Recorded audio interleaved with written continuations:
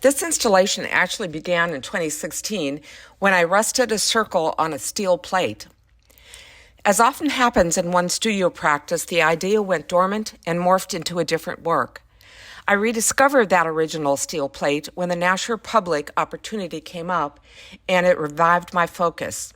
When finding my voice as a young artist, I realized that every possible ingredient of place that I had experienced growing up on a farm in North Dakota was a wellspring of inspiration.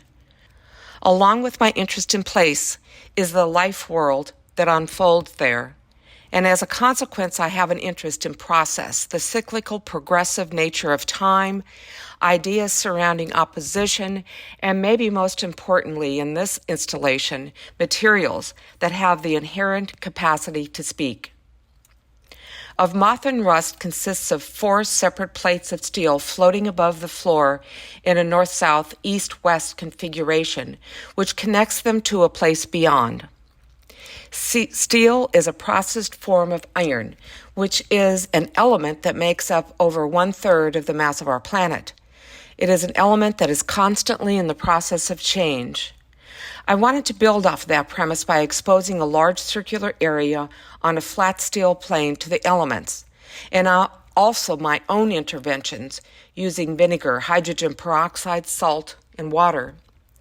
I think of the circular rusted areas as being alive and continuously active as entropy takes over.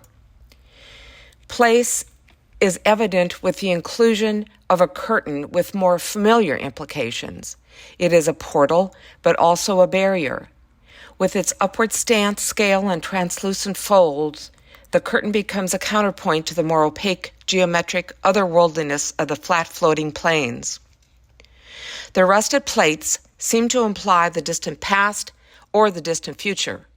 The torn and rusted curtain has encountered a similar caustic fate. There is a shared recognition of beauty, disaster, care, neglect, and time.